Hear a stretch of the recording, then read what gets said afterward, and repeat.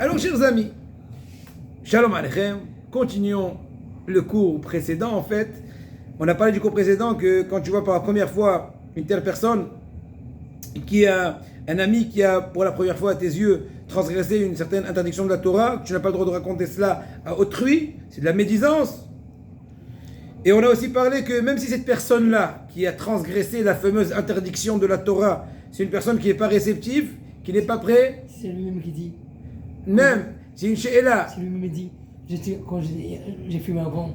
Oui, il vaut mieux pas. Le Hafetz Haïm, c'est pas évident. Il a dit lui-même, il a dit Non, lui-même. j'ai compris. Le Hafetz Haïm me dit que c'est pas évident même de parler de la Shonara sur soi-même.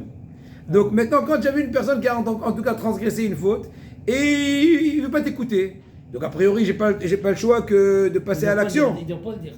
Il n'a pas normalement le droit de le dire. Mais maintenant, si c'est le cas de figure et que la personne n'est pas réceptive, il t'arrête, c'est encore possible que de façon particulière, il va quand même regretter. C'est vrai que devant toi, pour garder sa face, comme ce qu'on dit, tu dis mais non, qui tu es? Tu t'es vu toi et moi je t'ai vu ceci. Bon, c'est autodéfense, entre guillemets. Mais entre-temps, c'est possible qu'il a regretté en cachette.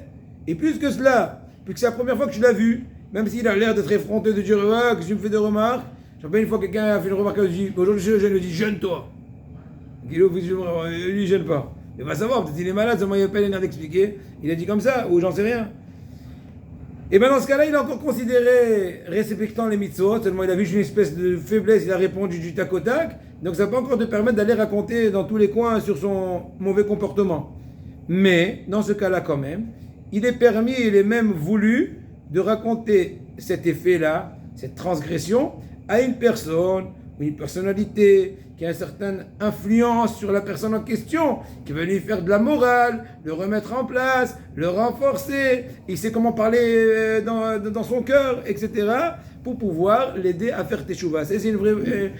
Par contre, pour cela, il y a quelques conditions qu'il faut remplir pour pouvoir permettre cette démarche-là, d'aller chez le rav de la personne en question, par exemple, qui a de la bonne influence sur la personne en question, pour lui dire, mais comment est-ce possible tu as fumé Shabbat? Imaginons par exemple.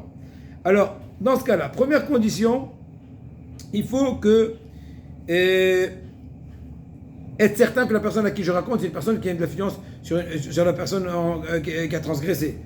Mais venir raconter ça à n'importe qui, ou même à un beddin, c'est interdit, parce que le beddin ne peut recevoir un témoignage que de 2 témoins, pas une personne. Donc cette personne-là, elle a le droit que pour arriver à un intérêt de faire tchouva à la personne qui a transgressé, de par le biais de son rave, d'un papa, d'un parent, d'un proche, d'un ami avec bonne intention. Secondo, deuxième condition, il faut savoir que l'intention de celui qui raconte doit être les Shem Shamaim, bonne intention.